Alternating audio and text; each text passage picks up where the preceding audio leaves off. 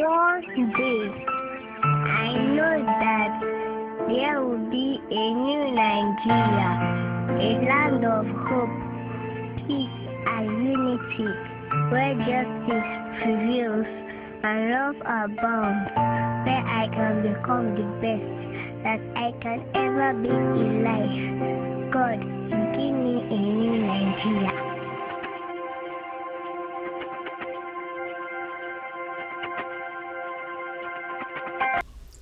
Good day, viewers, and welcome to 90 Minutes with Dr. Tunde Bakare, brought to you by Heritage Media and PTB for Nigeria in Calgary.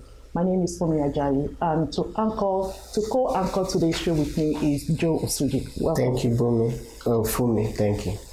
Our guest today is a prophetic apostolic preacher, founding pastor and serving overseer of the Lateran Assembly in Nigeria. He is a lawyer, an activist, a reformer, statesman, and nation builder. In 2010, he led the Save Nigeria Group, SNG, a coalition of civil rights organizations in Nigeria, to protest the illegality of the power vacuum and constitutional gridlock created by late President Umaru Yar'Adua's refusal to hand over power to his deputy before proceeding to the United Kingdom for medical care as stipulated in the 1999 Constitution. In 2011, he was the vice presidential candidate to the then General Muhammad Buhari of Congress of Progressive Change, CPC.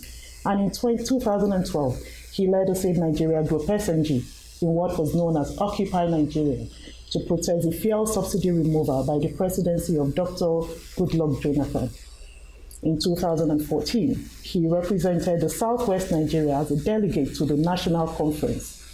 As a nation builder who is passionate about a united and indivisible Nigeria, he has been consistent in his advocacy for a restructured federation as a pathway to achieve political stability, predictable socio-economic growth, and sustainable development.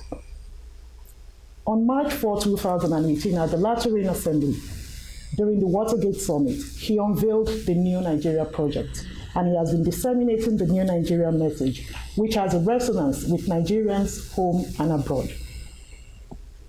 Dr. Tunde Bakare, thank you for being with us in Calgary and for coming on the show today. Thank you very much. I'm Fumi Ajayi, that's my co-host, Joe Suji. Thank you, Dr. Bakare. Welcome to Calgary. Pleasure to be here. We have a number of questions with you, and without further delay, I will take the first question. In 2010 and 2012, you led the Save Nigeria Group in a number of protests that yielded landmark results in the nation. Thereafter, you were a vice presidential candidate of a major political party in Nigeria. You were a delegate to the 2014 CONFAB, and you have remained consistent in your restructuring advocacy, and now you're leading the New Nigeria Project. In the words of Sir Andrew Pocock, the former British High Commissioner to Nigeria, I would like to ask you, exactly what do you want to get out of all these near impossible interventions in the polity of Nigeria? Thank you very much for your question. You must have been listening either to me a lot or Sir Pocock, Sir Andrew spoke with you. I remember him asking me that question after I'd visited him almost 3 times in just like that in one day. And the visit to then President Jonathan, Goodluck Jonathan, and now President Buhari, and said, what exactly do you want? And I told him a simple story. I moved my family to the United Kingdom in 1994, and it was time to get our British passport. I went to the British post office, collected the forms, bought the postal order, filled the forms, got it signed by a clergyman in my house, Pastor named Obonge, and forwarded the passport, Nigerian passports and all the documents to the British passport office.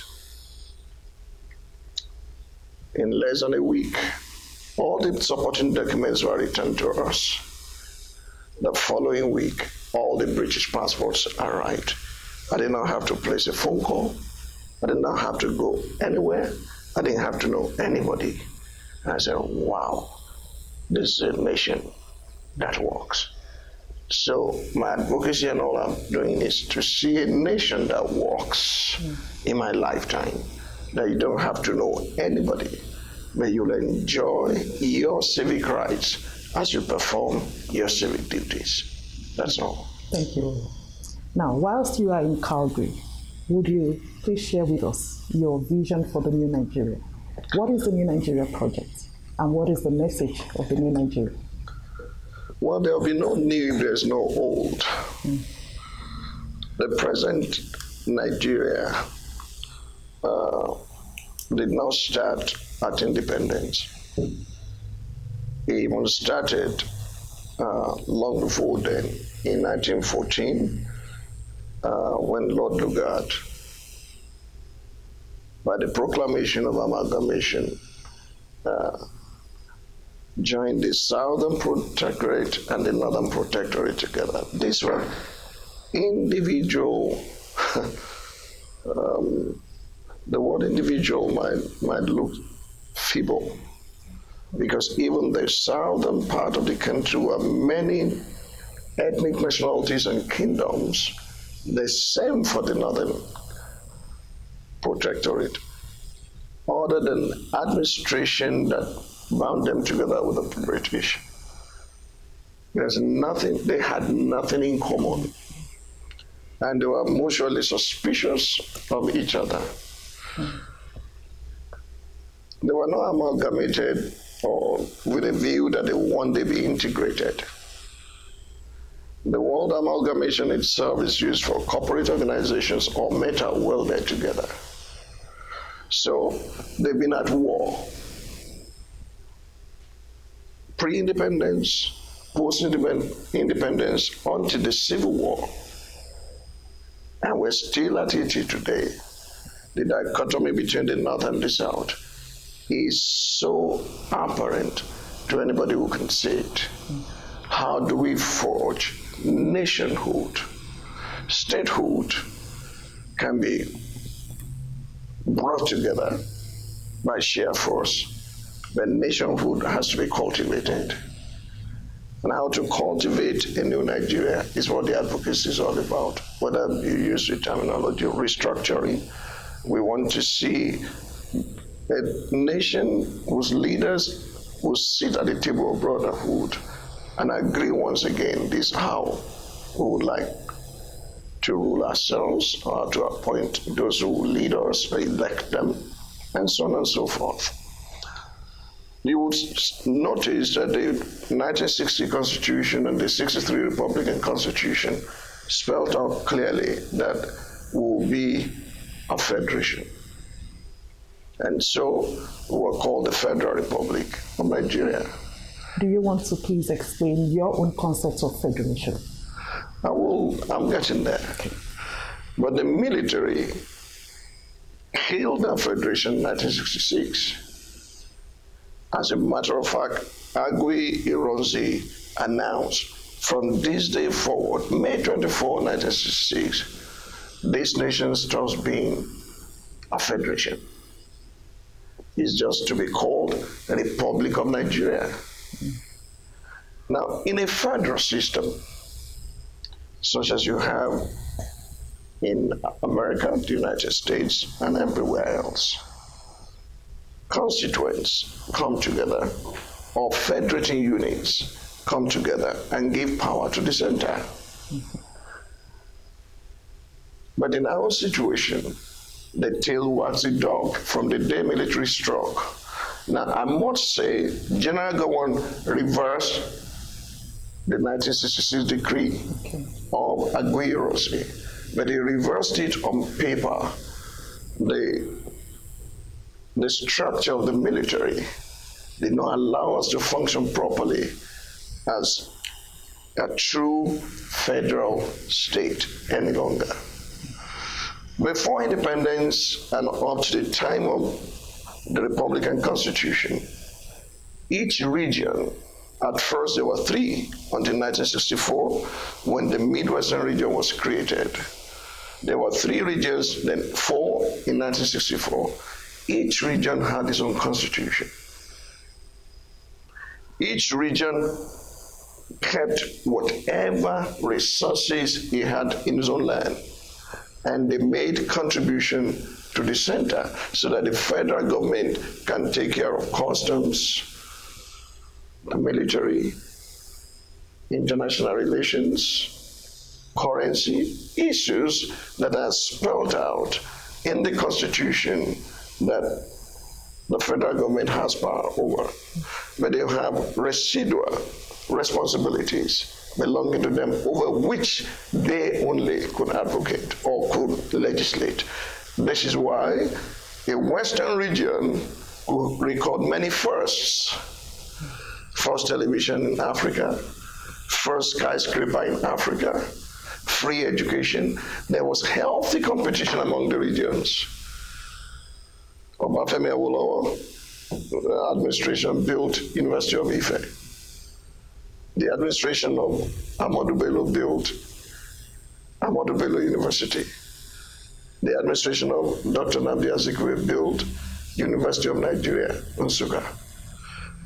Healthy competition among the region. You could look in the north in those days and see the skyscrapers, or well, they call it the granite pyramid. Nobody piped that granite to the south. The cocoa in the west was not piped to the east. The palm oil in the east was not piped to the west. Each retained whatever it could generate in his own region and paid whatever was agreed to the center. But right now, we have created a monstrosity called 36 states. I cannot get there and not be moved to tears. The entirety of the Nigerian land, look at the land, Nigeria. You can fit entirety of that nation into Texas. And a little bit, or maybe a neighboring state, a little bit. If you consider DC and what have you, it has only one governor. We have 36 governments with Abuja and the federal government, and we spend all our receivables on overheads. So there's no money left for development. Talk less of money. Don't even talk about infrastructure. Talk of education, human capital development. We don't have resources for it. That, what I'm saying, may look pedestrian, but please remember the whole of the northern region of Nigeria was presided over by one governor, one premier, Sir Ahmadu Bello, one minister of education, one minister of this and one minister of that. Now you have 19 secretariats. He presided over the whole of northern region in Sir Kashim Ibrahim House, a story building. Now you have 13 opulent secretariats occupied by Nigerians, but just wasting the resources of the nation year in, year out. What is true of the north is true of the south, is true of everywhere. We've wasted our resources on things that will not lead to our development. I want to see a properly structured federation where maximum 6 geopolitical units, call them zone, call them region, call them any name. We can reduce the size of this huge, humongous behemoth of a government into the manageable units, lean and mean government that will serve the people instead of people serving the government. Thank you very much. Thank you so much, Dr. Bakare. Just as a follow-up to that answer you've given about restructuring and true federalism in Nigeria, a few months before the 2015 election, you called for the postponement of the elections and recommended that Nigerians should deal with what you called fundamentals first before going to the elections. Actually, you coined the word electrocracy instead of democracy as what we practice in Nigeria. Bearing any unforeseen circumstance, Nigerians are going to the polls again in a few months, 2019. My question to you is, what are those fundamentals you alluded to? Have they been attended to? If not, do you have any concerns regarding the elections coming in a few months? I think it was Albert Einstein who said, doing the same thing over and over again and expecting a different result is insanity. What I meant by electrocracy is this euphoria, almost next to fever, that we have every 4 years, that we have elections that lead us nowhere. Since 1999, this will be probably the 5th major federal election that we'll have. What has it produced? What are the fundamentals? We run a constitution that was imposed upon us by the military. The people of Nigeria did not sit down to say this is how we will agree to be led, to be governed. One person, and I'm serious about that, although they will tell you they had this public hearing here and there, but one professor sat down and scripted this document and gave it to Abdusalam Abubakar. It's on record that even the document itself was not ready as Obasanjo was being sworn in. It was not completely ready. But it was sworn in, they just packaged it, and we've been on it since then. The lopsided federalism we practice is still there, where the center is extremely powerful and the federative units are beggarly elements who go to the center once a month to receive their share of the national cake. Neither side baking any other cake. The international oil corporations determine what we get from oil.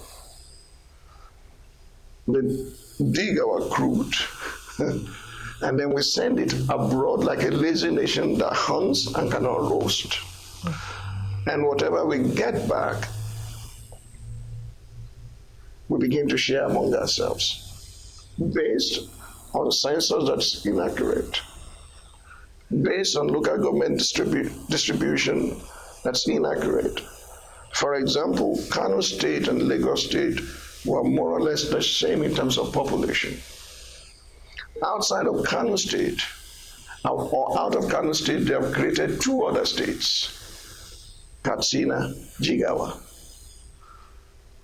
And yet, Kano State at present still has more local government than Lagos State. And when the administration of Tinubu tried to create, to manage their own affairs and create different local governments, they didn't call it by that name. Obasanjo refused to give them money and locked up their funds almost throughout his administration until Yar'Adua came and released it. We are not a true federal state.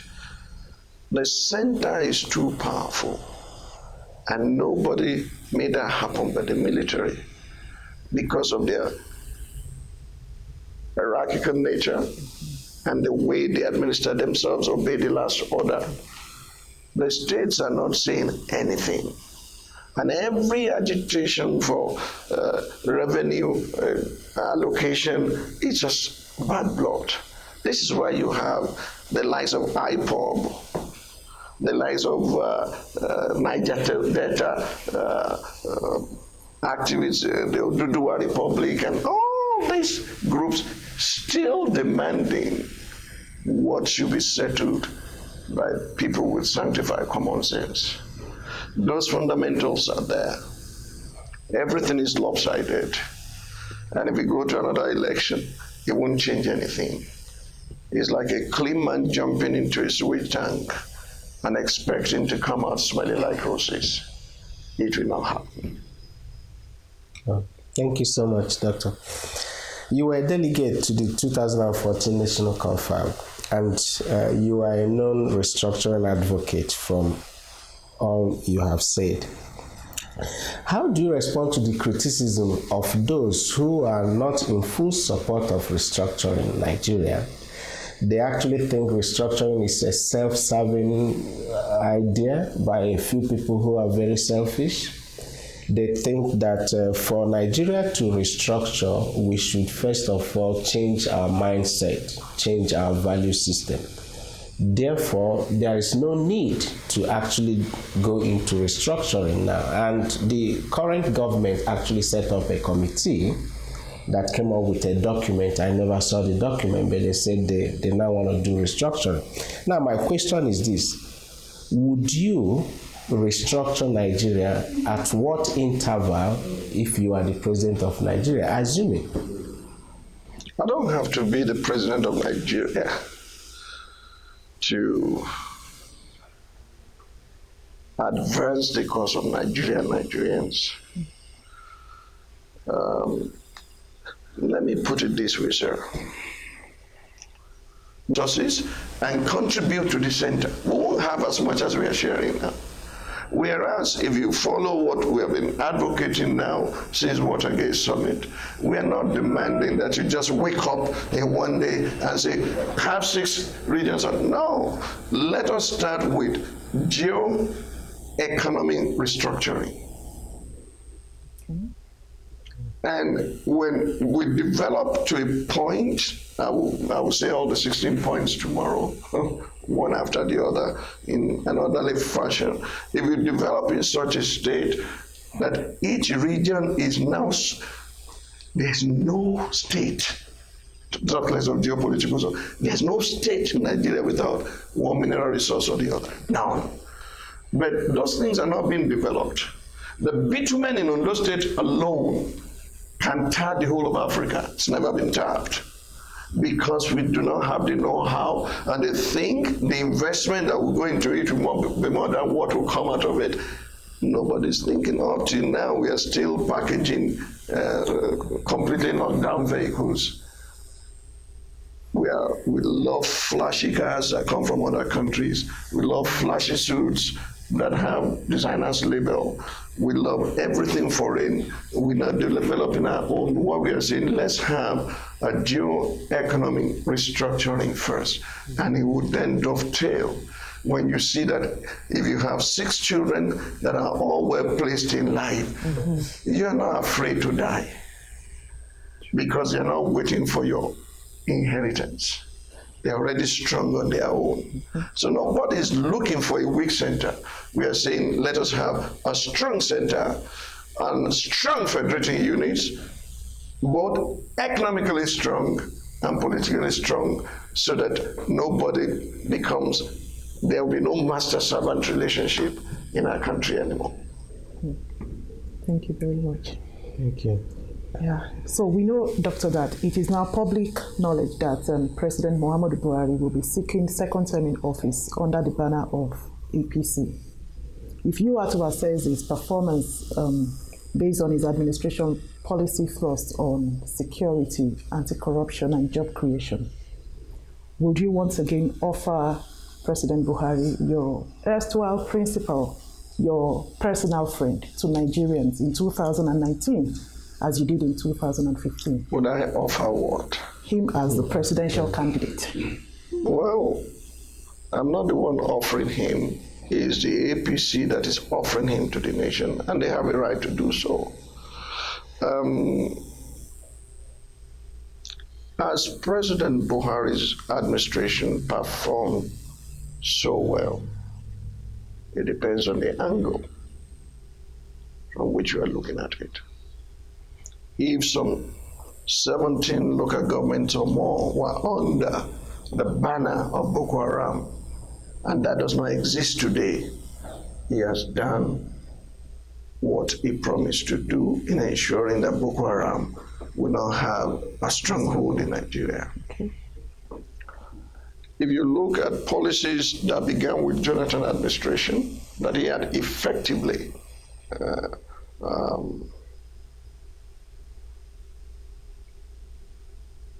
I'm looking at the word not to think that he created it, because it began in Jonathan, the TSA.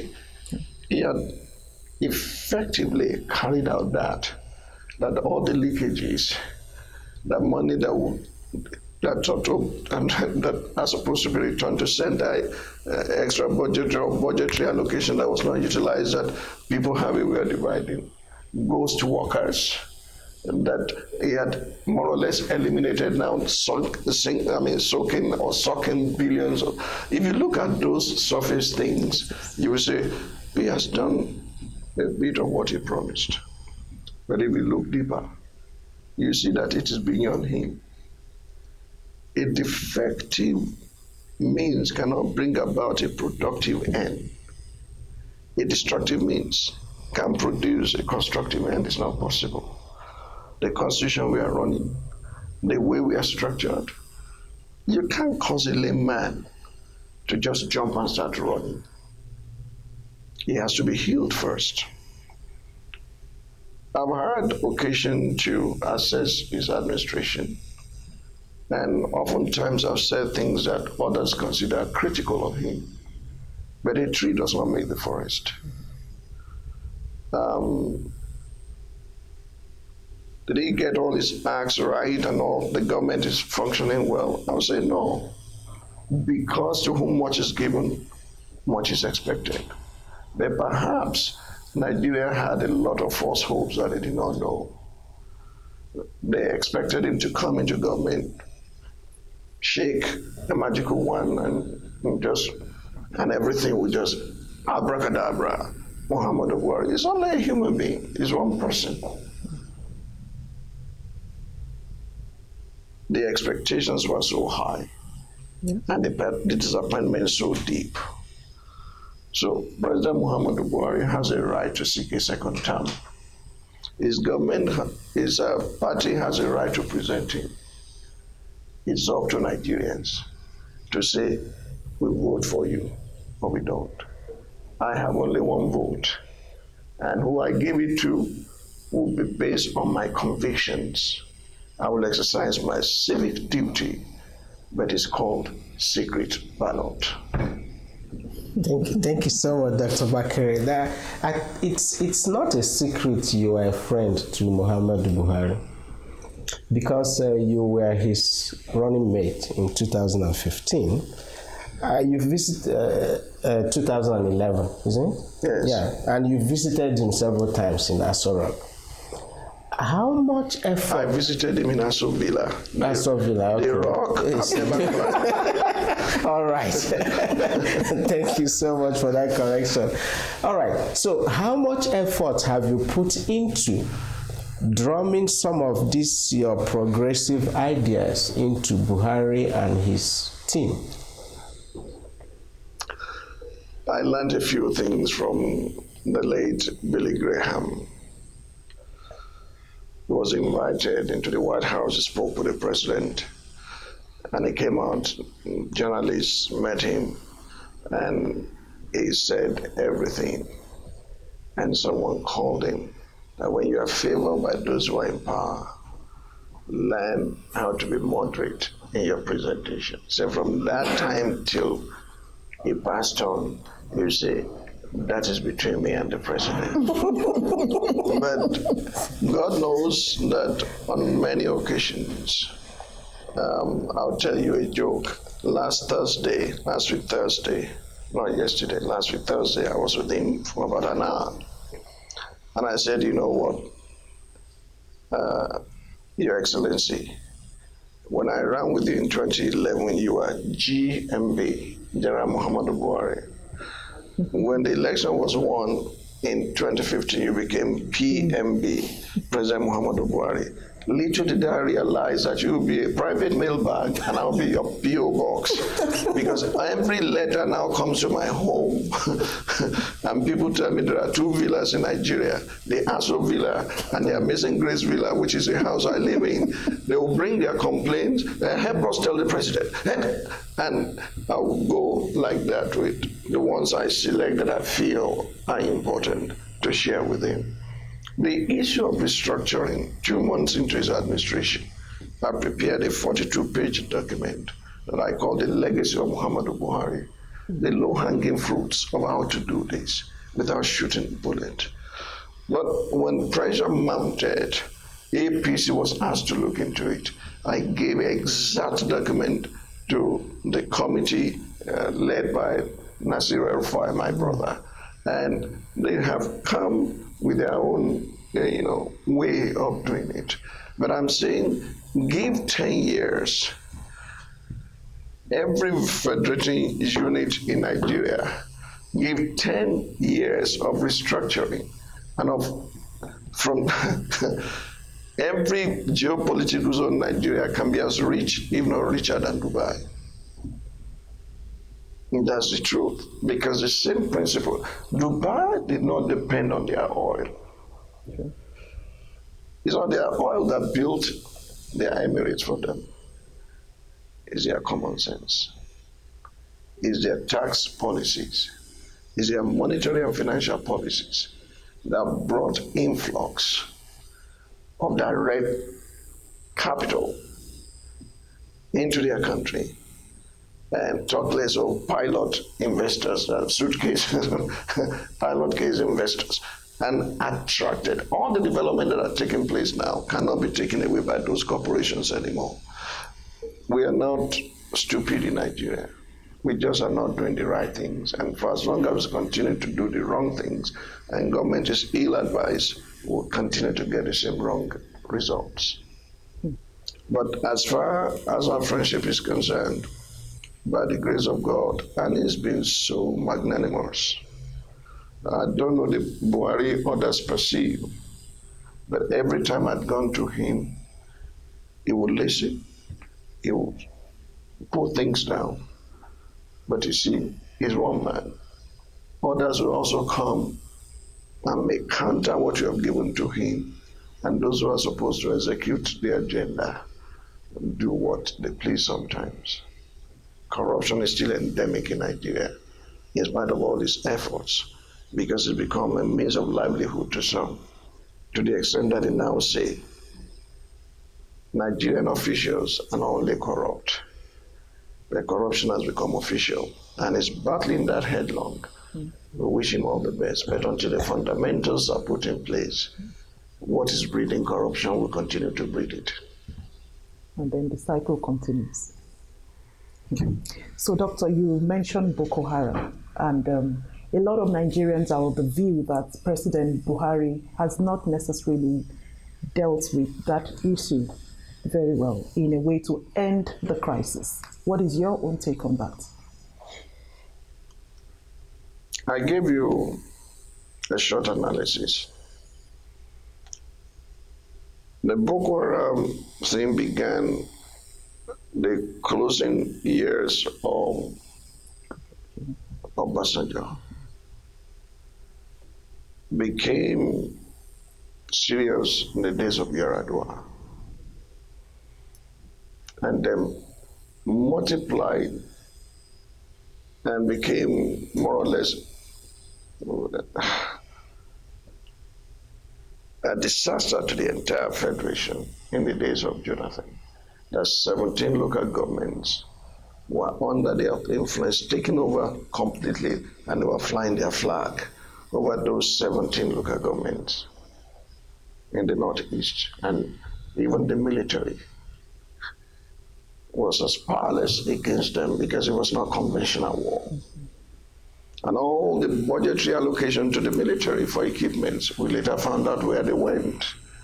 That they were just distributing the resources, bought some, sold some, stole some, and our military were being asked to go with ding guns, as it were, to face a much more sophisticated terrorist group. Those 17 local governments have been completely liberated. Let's give credit where it is due. There's nothing like that anymore. Even the flag was captured and burned. However, show me one nation that is powerful, that has been able to obliterate terrorist groups. How long did it take America to capture Osama bin Laden? When Osama bin Laden was acting in their interest in Afghanistan, They were empowering him. Then he turned the weapons against them. Look at how long it took. Are there still terrorist threats in America today? It's become a global phenomenon, so all hands must be on deck. One of the things must be on deck to eliminate it, if it is possible. One of the things that President Buhari did right upon his coming into power was he went to our neighboring countries, the Cameroon, Niger Republic, all of them that surrounded us. I said, look, you become our weak links. What do you need so that we can collaborate? And the federal government gave funds to those nations to be able to help us so that those who are running to their territories can be curtailed. That's one of the things he did right. That made them to now be looking for soft targets. It's not completely eliminated. It's like malaria. Malaria still kills, but there are drugs for it. Yeah. Let us hope that the day will come that we'll be able to eliminate mosquitoes that carry the parasites. And that will only come when you have a good drainage system, when waters are running smoothly underground in your gutters. Until then, mosquito will be here. Mosquito or malaria kills more people than AIDS in Africa. Sure. Because we just have not prioritized how to deal with some things. Boko Haram has done some good work, but we cannot give a man 100% because that's what he's signed to do. It will continue, and we hope the day will come just as the Northeast will be liberated. Even those who are doing the soft targets will renew their minds because there are people who supply them, the children that carry bombs. There are people who are funding them. There are people who are housing them. They buy food in marketplaces. The people know who are behind it. And when the people change their mind, they will turn them in. True. Thank you. Thank you so much. That leads me to my next question. Some Nigerians believe that Nnamdi Kanu, the leader of IPOB, was actually fighting for an integration kind of, for self-determination of the people from Igbo ethnic group in Nigeria. Some others believe that he was a secessionist. And this has... Some others believe that he was leading a secessionist group. They want to break out from Nigeria. What do you make of IPOB's demand in Nigeria, and how do you rate the treatment they have gotten from the federal government of Nigeria? That's a very tricky question. I'm not saying you are tricking me. It's much more complicated than we can see it and just resolve in a few seconds. But let me attempt this. Number one, I never met Nnamdi Kanu, not once. And neither would I condemn Nnamdi Kanu. For obvious reasons, are people who feel they're completely marginalized, are people who feel they do not have rights or they don't have the ability to exercise those rights the way they choose, who fight. A constitution that cannot bend will break. I do not see major difference between IPOB and the militant group in Niger Delta. But you see, the militant group in Niger Delta received amnesty because oil is coming from their area. They will blow up all the pipelines. So they enter into amnesty. They first used force. When they saw it was going to backfire on them, they immediately turned into amnesty, began to send their young ones to school and abroad to go and study, to placate them. But I have my deep concern that Nnamdi Kanu, no matter how good his intentions are,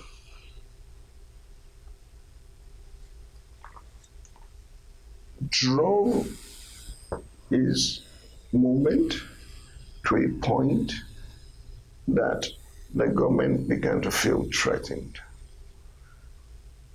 Yes, they did not kill anybody. They were not kidnapping. But it was becoming extremely threatening that if we do not checkmate this, what's going to happen? If I were to sit with my fellow citizen Nnamdi Kanu, I will ask questions. When Ngozi Weala was coordinating minister and minister of finance, how much of Igbo needs and requirements? When Jonathan Goodluck, who is Igbo and South, how much of their requirements and their demands were met? And there were so many citizens of Igbo extradition that had been in different governments. What did they do to advance the cause that Nnamdi Kanu now was threatening to implement? If those things there were, I led civil society organization, a coalition of it, umbrella of the same Nigeria group. We didn't shoot anybody. We didn't threaten government. We just said no. And when they saw that we were serious about the demand, they climbed down and gave heed, because sovereignty is in the hands of the people. Listen, my dear friends, the day Nigerians realize that the tail had been wagging the dog for too long a time, things will begin to change. When our citizens are enlightened, you will discover that social mobility will never be frozen. They will demand for their rights. As powerful as British was with their gunboat diplomacy, they had to back down and they had to grant us independence. How much more when our own fellow citizens are in power? We assume, we give them too much because we are afraid. But when citizens become fearless and they challenge their government, you see that the government will know that even if we are not careful, even if we are not willing to do this, we can only do it for 4 years. They will rise up against us. As for election rigging, it's carried out by citizens too. It's carried out by citizens. Buhari will not go to a polling booth to rig election. It will be citizens that will shoot themselves in their own foot and complain later. And that this government is oppressive, this government. Who put the government there? You did. So, IPOB, Niger Delta militancy or militants, OPC, those groups will continue forever until we create an equitable, just, and fair society that is governed by rule of law and not rule of men. When right will become might, and might is no longer right. Until that time, they will continue the agitation. Thank you so much. You asked another question. Yes. Were they treated fairly? That's actually where I'm going with the next question, because in hindsight, we know how the federal government dealt with IPOB. Considering the fact that they never killed anybody, which is obvious, which you said. Do you have anything to say to people from that part of the country in the New Nigeria message you have? We are in the same struggle.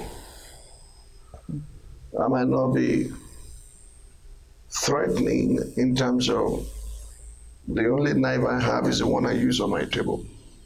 I've never held a gun in my life, and I'm not going to be part of a guerrilla movement that will try to say we're going to secede. The Python dance that took place in the East I condemned on several occasions because it was too much of a brutal demonstration of power over a group of citizens that are demanding, as it were, for their rights. And you do not see the same thing happening elsewhere. Herdsmen, for example, they've done more havoc. Criminal herdsmen, I call them. I do not use the word Fulani herdsmen because I do not know whether they are really Fulani or they are invaders or mercenaries from other neighboring countries. So I want to be fair. Do you understand me? Yes. Those criminal herdsmen, why won't the government use the same power against them? That's good. Yeah, I thank you very much for your response to that question. And mentioning the herdsmen, that's actually my next question. Okay. So I'm the one asking myself the question. Yeah, it's all related. Yeah. So we understand, we know how much havoc the criminal herdsmen have caused in Nigeria, killing people from state to state. Sometimes even non-Nigerians have accused the military of connivance with them. General Tiwa Danjuma's comment in question. The federal government of Nigeria declared IPOB a terrorist group, probably as an excuse for the Python dance. But the Fulani herdsmen going about killing people from state to state, nothing is being said about it. Some people are actually accusing our president today of a little treating them with kids' gloves because, of course, we will always color our talk with ethnicity because he's Fulani and he has cattle too. My question then is, how are you going to respond to this seeming indifference of the federal government to the herdsmen issue? This is what puts me on the spot. I'm sorry. No, not by you alone. I've been asked by Channels Television on an hour interview, and that was aired all over Nigeria, and I expressed my thoughts and I expressed my concerns that the criminal herdsmen had not been tagged a terrorist group by the federal government of Nigeria has not stopped America from tagging them as the fourth most dangerous terrorist group in the world. So whether Nigeria admits it or not, whether they are now victims of seeing the speck in their brother's eye and not seeing the lung in their eyes, they will have time and history will judge them. But honestly, there are too many questions to ask. How did these Fulani, these criminal headsmen, how did they get their AK-47? Who would license the AK-47? Who is moderating how it is used? Is it not government's responsibility under the Firearms Decree or the Firearms Act to ensure that no citizen retains arms to injure people? In that regard, both the government and the police and the DSS had failed the nation. And there's no gainsaying about it. But let me give you two other perspectives. You mentioned General Tiwa Danjuma and his declaration that the military has been compromised. I sat with him for over an hour. I had his perspective, and you could not but.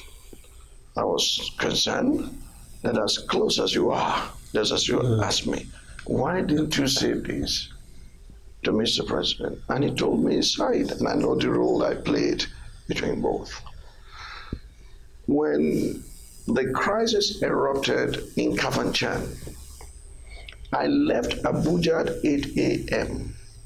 to go into Kafanchan to meet one of the apostles, Emmanuel Kure, who gathered their elders so I could hear for myself. I didn't stop there. By the grace of God, I arranged a meeting with those elders and Governor Nasir El-Rufai in Kaduna. I paid from my own private resources to charter a plane to go to Kaduna so that we could sit and resolve this. These are some of the things we found out. The headsmen that are, when you're close to government, you're careful. Sure. I'm sure you would have heard when people started talking down on Nasir El-Rufai that is paying terrorists. What they found out was between 2011 and 2015, headsmen that were coming from Mali and going through the route allocated to them by law became a victim of violence or political eruption, and they killed their cows. And therefore, they've been coming to attack everyone within the area where their cows were attacked. And one of those who knew such people said, except you resolve this matter by either giving them their cows or paying for the value of their cows, this matter will not be okay. Go help us call them so that we know them and we can resolve this. That was what Nasir El-Rufai attempted to do and was saying when they said it was now paying. That's one side. Now, the other side is, now I will mention Fulani headsmen, because this were Fulanis, this particular story in Kafanchan area. The Fulani headsmen, that's their life. It's not just means of livelihood. It's like next to religion to them, to protect their cows with their own lives. Their children look up to their father that they have an inheritance when their father will pass, so their children will join them. But those Fulani headsmen now don't have cows anymore. The cows now belong to retired military men who had money and who now invest in agriculture, as it were, give their cows to these Fulani men to help them raise them. Their children knew they have no inheritance in future, so they've taken to drugs and they become criminals, looking for means of livelihood. Do you understand me? And so they are the ones attacking. And where the elders were concerned was, anytime they attack us and want to attack back, the military will aid them. President Muhammadu Buhari more or less sent a battalion to that area to quell, but the world does not see that.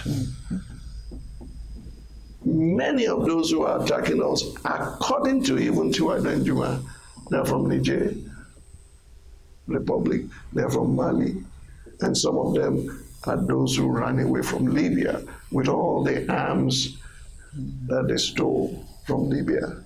And they are entering our territory as mercenaries. Some of them got killed, and they discovered what was going on between them and some of those who are supposed to protect the citizens. It's a complicated case, and it will require wisdom, fortitude, courage to deal with it. Thank you. Now, going by all available indices of growth and development, many people in Nigeria believe that under Buhari's presidency so far, Nigeria remains yet an underperforming economy, considering education in shambles and the state of health in dereliction, infrastructure and industry collapsing rapidly. And yet our population continues to increase. What could be responsible for this 3.5 years into President Buhari's administration? in spite of all the lofty campaign promises of 2015. And what does the future hold for Nigeria? If we assume another 4 years of Buhari's presidency post-2019. I like it when you say education was in shambles. I would have turned the table against you and said, why did you bring your own children abroad? And did you bring them abroad under Buhari? Have you been here before Buhari became president? The day my daughter graduated at the Emory University, 73% of the graduates that day were foreign students from Africa, from Asia. We're running the economy of other nations for them because we handed our meat, whether raw or fried, to cats to eat them. Education in shambles did not start with Buhari. Healthcare delivery in shambles did not start with Buhari. Infrastructural deficit did not start with Buhari. What many people were saying is, yes, there was corruption under Jonathan, yes, but life was better. At least we were able to get this, but this man cornered all the money, locked it up. He's not releasing anything, so let's fight him to a standstill. That's what some people are saying. That's the reaction of many. Am I saying that the administration of Buhari had performed wonderfully well? No. Let's see. Let's take this bit by bit.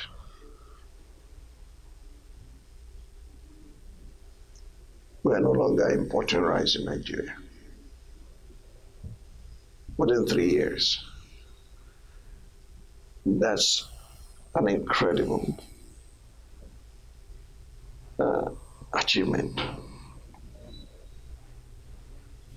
17 local governments occupied by Boko Haram, no longer an issue. That's an incredible achievement. We hope they will do more. In Nigeria, what I found out is we put round peg in square holes and square peg in round holes. For example, the person in charge of budget and planning is a lawyer. What experience has he gotten to be entrusted with that other than federal character? And you can begin to look at each ministry the same way. And the civil service that is supposed to be the memory bank of government, they have promoted mediocrity. In Britain, in America, they go to Oxford, they go to Yale, they go to Harvard, and attract the best brains into civil service to sit down, formulate policies 25 years down the road. We take the relics of society, the dropouts, and we bring them in, and we expect to outperform those who have invested in those critical sectors of human capital development. It's not going to happen. What percentage of our annual budget has gone into education? And what percentage has gone into grass cutting and cutlery? When it was made public that there were no sufficient drugs in the Aso Villa clinic, the nation should have known we are dead. But the stealing had stopped, except that now the allegation by the Nigerian public is those around the president are also stealing. And some names have been mentioned. And you cannot be a clean man surrounded by rogues If you don't deal with those rogues, they will color you with the same tar. Development under President Buhari may have been slow because, as he said, he inherited an empty treasury. For 6 months, he could not appoint ministers because there was no money to pay them. And little by little, thank God, oil picked up. But a person like Obasanjo will now attack him and say, rightly, look, the price of oil had fallen completely and I made an empty treasury also. But I didn't give excuses, I worked. But the difference is this: Obasanjo assembled the best, the brightest from across the nations of the earth. Economists that knew their onions to begin to help him to steer the affairs of the nation, the economy of the nation. And that is less seen in this administration. So I wonder, with your own relationship with the president, why is that an impossible mission, to surround himself with people who can actually move Nigeria forward in that regards?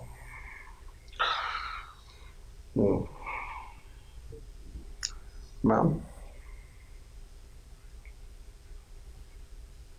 when Obasanjo did what he did, he was governed by PDP, one party.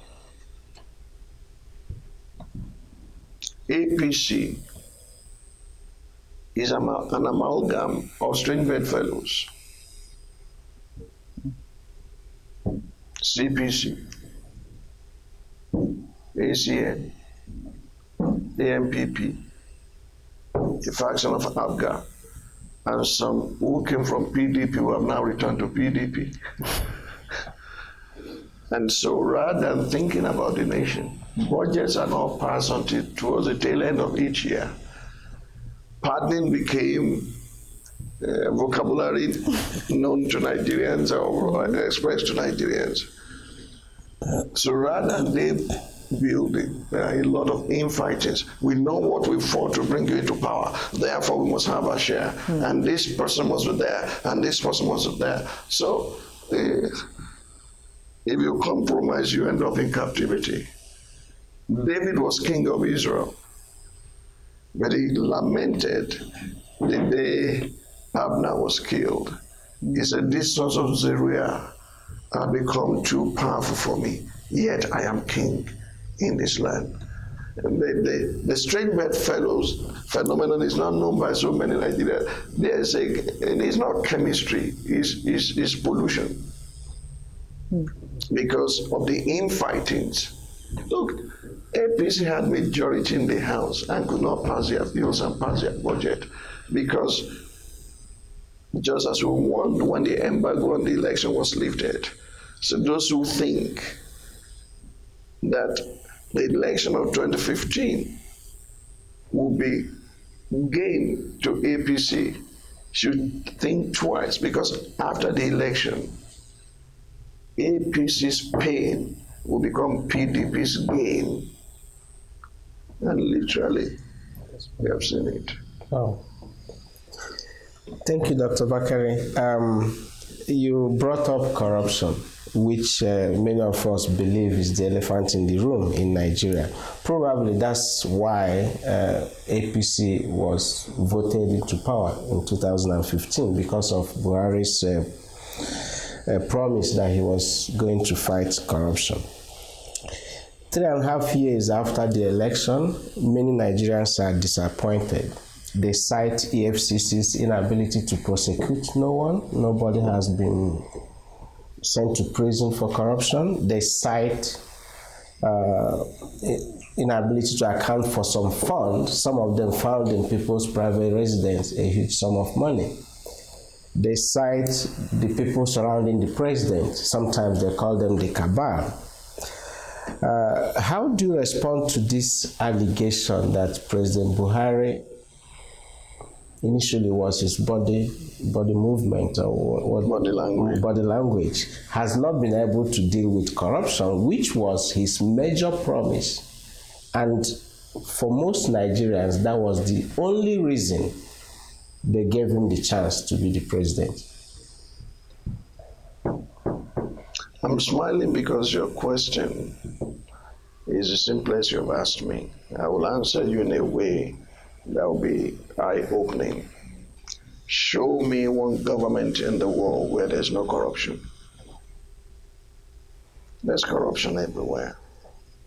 I'm not justifying it.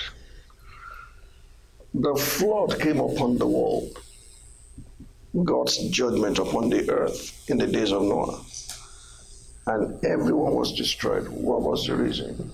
He said the whole earth was corrupt and violence was everywhere. That was the reason for destroying the entire planet, right? Whose treasury was looted when he said corruption was everywhere?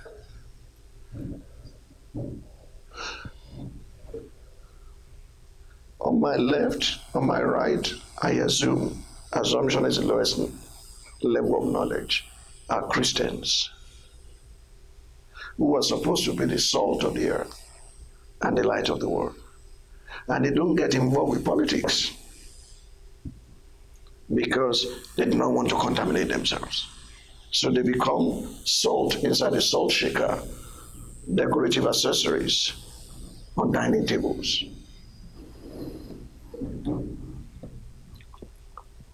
I will tell you one thing that I don't disclose what happens behind the scene most times because it's privileged communication. One of the lieutenants of Mr. President, they brought a report to me that he had collected bribe. From this, from that, they showed me the account.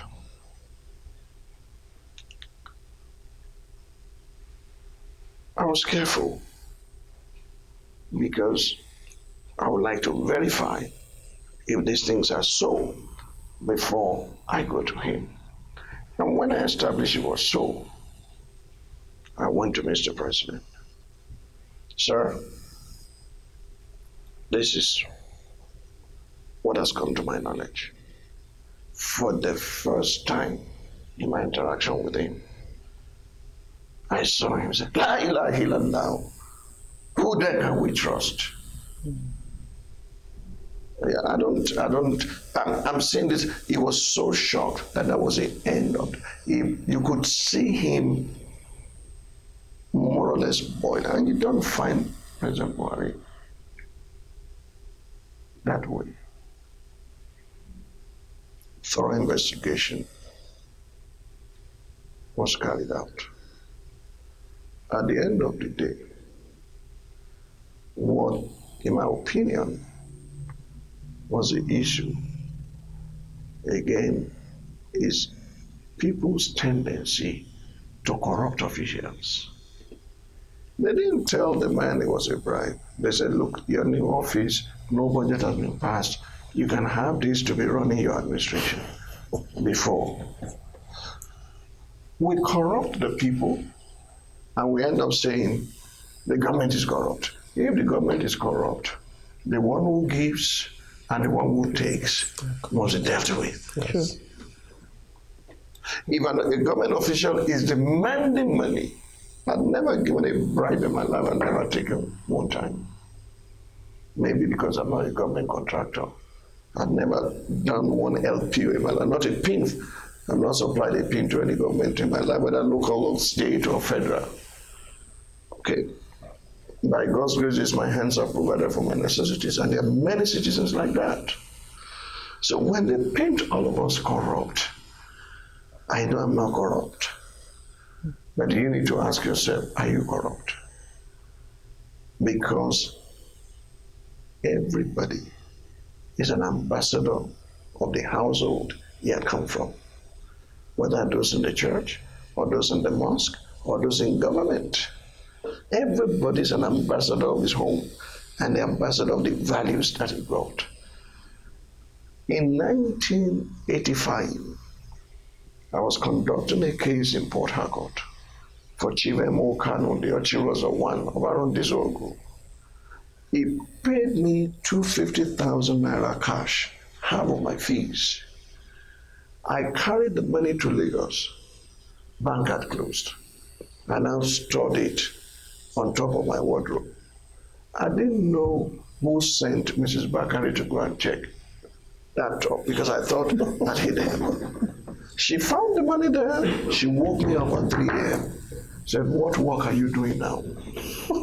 Your salary was 610 naira when I married you. What I saw up there, where did you get the money from? I had to call Chiremo Kano to explain to my wife that he paid me those fees. If wives are like that with their husbands, if parents are like that with their children, if cousins and uncles, you know this man just became a local government chairman. He could not pay his rent. Now he's dedicating his 6th house and you are rejoicing with him. You are equally the problem. Sure. So that which is endemic in our nation is encouraged, perpetrated, engineered by the people. Buhari cannot come to your house and see everything. Yes. We are blaming government without having a reorientation, society, upholding certain values. When government leaders say things like what General Obasanjo or Chief Obasanjo said. He said, when I saw myself surrounded by Christians, I thought I would have help. I did not know that I was surrounded by businessmen and contractors. That's a slap on the face of those who should be reformers of society. Yes, thank you very much. I think you kind of digressed a little bit in that answer. Okay. Buhari came to the office as Mr. Integrity. Yes. We know the people surrounding him are corrupt. Some of them. Some of them. Give me their names. We suspect they are. So we know. Okay, I'll give you. I don't know. I'm not sure. No, but none of them has been tried and proven guilty. So we can't condemn them too. But the general knowledge is he has some people he appointed as helpers in the administration who most of us suspect are corrupt. Now, how strong, how difficult is it for him to remove them? At least to show the world that he's doing something about corruption. Can you honestly say he has not done anything about corruption? Because it must be fair. Yeah. Even in our criticism. That's true. It's easier to be critical than correct. True. Yeah, that's true. He may have done a lot. With all the ghost workers eliminated, there's still some more. Taking billions of naira every year. And now we have that money in treasury. With all the returns that are coming from budgetary allocation back to TSA, Treasury Single Account. The issue had perhaps been captured by one of the APC senators, Shehu Sani, who said Buhari was fighting corruption with 2 chemicals. 1, insecticide. 2, anti-deodorant. Air freshener. So if it is enemy, he uses insecticide. If it is somebody he knows, he uses it. That's his own persuasion. But that captures the mood of the nation. My question to such a man is, what are you doing in that government? Why are you seeking re-election? Shehu Sani has been able to tell the world the salaries of our senators, what he was receiving. But we don't even know how much they earn. And they hold the government by the jugular vein. They are not legislating when they call them legislators. Our problems should not be blamed on one man. Honestly, looking back, I thank God that I didn't go into government at the time that I thought I had all it took.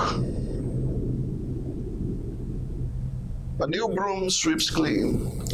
An old broom knows where to go. Where we have to be careful is this. Once upon a time, Chief Obasanjo said he would never, ever, ever support Atiku. And he said Atiku is corrupt, Atiku is this, Atiku is that. But he said Atiku has repented. He's now endorsing him. So where do we go from here? Do you understand me? Yes. Nigerian politicians have permanent interests. They don't have permanent enemies. And I feel for President Buhari on 2 grounds. First, his health challenge when he came into power. It was grace of God that kept him alive. And you cannot be confronted with such level of, he admitted before the entire nation that he had never been this sick in his life. Someone said, so why don't you simply resign and go? Because you do not know the balance of power in Nigeria. It simply means the North is deprived another chance. Obasanjo ruled for 8 years. Yar'Adua came for 2.5. Jonathan took it and went home and wanted to get even additional thing before they said, the world is not created for you alone. Who was I? Do you understand? Yeah. If Buhari had died, we will have constitutional crisis again that would require more than same Nigeria group. Because another Yoruba man would have become the president according to the constitution. And he will have a right to still seek another term. People don't know what they were asking for. Those who are praying for him to die, they don't know what they were asking for. I am not saying his administration has been perfect, but I know enough to say he has tried his best. His best may not be good enough for Nigerians. Therefore, they have a right to vote him or not vote him. But the way the thing is presently structured, Thank you. I doubt if anything will change. Thank you, Dr. Bakare. Let's turn the spotlight on you right now. Okay. Yeah, at the work night service at the Lateran Assembly on 1st of January 2018, you gave 2 prophecies. And prophecy number 12, you stated as follows. Then came the voice of the Spirit of God within me. I heard the Lord say to me, politics is not over for you. There is still one thing left for you to do. Run for the president. I will work it out myself and make it happen in due course. What meaning do you want Nigerians to make? I didn't speak Hebrew. I didn't speak Greek. I spoke English. Every Nigerian who speaks English and understands English knows that God says he will work it out in his own time, which means there's timing allotted to this. But as far as politics is concerned, it's not over truly. You will find out that I've shifted gear in the year 2018 and did what I never did before. This will be the 4th or the 5th visit to the Nigerians in diaspora, letting them know that God sent them to these different nations to learn that their time is at hand. The time is at hand when many of them will have to come back and contribute their meaningful quota. They can speak to their governments on behalf of our people. And they can intervene in many ways. I've gone around doing that in London, in Maryland, in DC, in Australia, went to the Parliament in Australia, in Scotland, now in Calgary, and about February I'll be in California. And I told Mr. President, because I don't want to be misunderstood, because these things have been aired all over the world, as Mr. President, I'm building a political family for future political aspirations. You are number 15, I'll be number 16. Okay. Do you want to shed more light on that concept of political family as you declared during the State of the Nation broadcast on the 7th of October 2018? See, the concept is very powerful. Imagine that everybody in this room belongs to a family. Okay? We marry you away. You start another family. But the children will be grandchildren of this family. He marries from another family. He brings another woman into the family. The children of his will also be grandchildren to the in-laws family. Everything about life centers around family. That's why God created that institution first. For example, I gladly announce the candidacy of Obieze Kweseli. I'm not in the same party with her, but she's a member of my political family. So what's going to happen is at the end of the day, my 5 children, for example, can be in 2 different political parties, but they represent the same value. And which party ever wins, I will have people within that government to keep on doing what is right until what is wrong, and who is wrong will leave us alone. That's how powerful family is, stronger than political party. Thank you so much.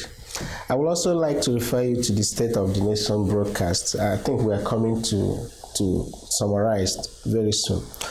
You said, for those who care to listen, I am the nationhood candidate.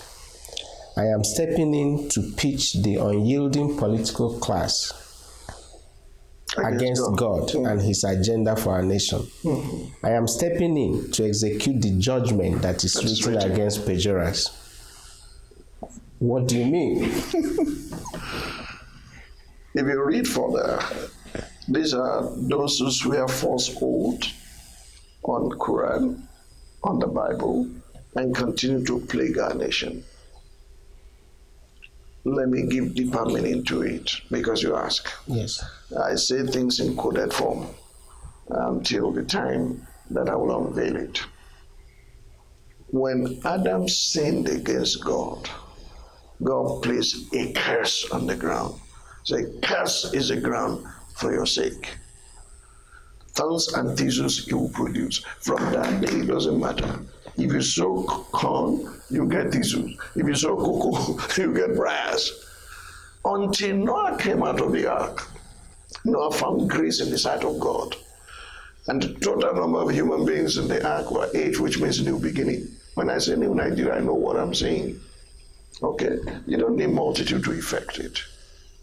You just need men who are totally sold out and yielded to God, sold out to God. When he offered to God, God smelled a soothing aroma. And God said, in his heart. He didn't say with his mouth. Because the word he has spoken will not return to him void. So he can't call it back. He's the Almighty. So he said in his heart this time, I will not again curse the ground for man's sake, although the intent of his heart is evil continually. While the earth remains, seed, time, and harvest, day and night, cold and heat, summer and winter shall never cease. Thank God that God puts cold and heat, because if he didn't put cold and heat, if he says summer and winter, it means the rest of us, where there is no snow, we never progress. But what then happens to the curse on the ground? Zechariah chapter 5 said, I saw a scroll flying over the ground, written on this side and written on that side were curses. It will now land in the house of perjurers and those who swear false oaths. Do you understand me? Those who use the name of God in vain, he will. When Ananias and Sapphira lied concerning their giving, the flying scroll hit them. So I'm asking God, let the flying scroll begin to go like a guided missile into the homes of perjurers and thieves who are robbing our nation silly and pitching them against you, God, because you can deal with it like you did before. But for it to happen, there was a manifestation of the sons of God, because they are the antidote to corruption. The whole earth is in the grip of corruption, awaiting the manifestation of the sons of God. And there are people like my sister, like my brother in church, now wanting to be soiled by politics, forgetting that Joseph had to serve Pharaoh, Daniel had to serve Nebuchadnezzar, and some of us must be willing to step into the terrain to bring about change. I've been in and I'm out and I'm going back in. Nobody will be able to put a pin on me as the Lord lives, because I don't need to steal to eat. There was water. There has been water inside coconut before rain fell. Thank you, Dr. Bakare. We will not end this interview without commiserating with you on the recent death of your dear mom at 108 years. We really thank God for her life, and we pray He accepts her soul in peace. That means you wear several hats. You are a nation builder, you are a father, you are a husband, you have a ministry that has global outreach, and you are building a political family for eventual political office run. How do you balance all these aspects of your life, some of them conflicting with some of them? They don't conflict at all. Life is a matter of priority and what you consider important. When my children were young, I wasn't this prominent in political issues. I gave them 10 years of my life when they were in college to ensure that they went to good and best schools in the world. My husband to my wife, son to my mother, who is unforgettable and irreplaceable. And now, posthumous birthday on the 20th of October, I'm bringing out a book that I just wrote to immortalize her name. The woman who saw the future, valuable lessons my mother taught me. So I've been a son to my mother. My father died early, my husband to my wife, a father to my children, a pastor to my church, and a political leader to my political family. I can do all things through Christ who strengthens me. He's a model, he's an example. He was son to Mary, brother to his siblings, both sisters and brothers. He was a carpenter. He was a savior. He was a discipler. And he did all very well. Wonderful. When you get to the level of understanding prioritization, focus, and you avoid the tyranny of the urgent, because many things that are urgent are not important, the things that are important are not urgent. You sit down and say, what is my life all about? What do I give my time to? I'm not going to be here forever. There are some things you won't find me in. You don't see me in social circles jumping from party to party, zero, because it's not adding any value to me. And yet, I rejoice with those who rejoice. I could show up for 30 minutes and I disappear from there. I don't watch football because I do not see how I'll be giving money to things that can create trouble for me personally. I'm not saying football is evil, but I don't watch football. There are men who have no other thing. Football season, they're like this. I don't have time for such things. Those who do must be making money out of it. I cannot, 22 adults kicking an inflated balloon, and they're all happy. The stadium will be filled. But those who are watching them are the ones paying those who are playing. It's not wrong to make money out of it, but that's not my passion. Yeah. You won't see me, you won't hear music in my car. Because I produce my own music from inside of my heart, and I rejoice. I swim, I eat, I sleep. I don't plan long vacation. Now I've included annual cruise in because I've done it twice now, 3 times, and it's very enjoyable. So I can do all things through Christ who strengthens me. None must suffer, and none is suffering. Thank you very much, Dr. Bakare. Well, it has been an engaging and enlightening time with Dr. Tunde Bakare, and this is where we will draw the curtain for today. Doctor, we thank you very much for your time on the show. We thank you for all the insights, for sharing your heart with us. And we hope that sometime soon we will bring you in the near future. Thank you for being with us. Thank you very much. And to all our viewers, on behalf of Heritage Media and PTD for Nigeria in Calgary Group, my name is Fumi Ajayi, and my co-host, I'm Joseph Osuji. God bless the Federal Republic of Nigeria. Thank you. Amen. Thank you. Thank you very much. Thank you, Dr. Bakare. Thank you. God bless you. Thank you. Thank you. Thank you. Thank you very much. Appreciate it. Thank you. Thank you. Oh.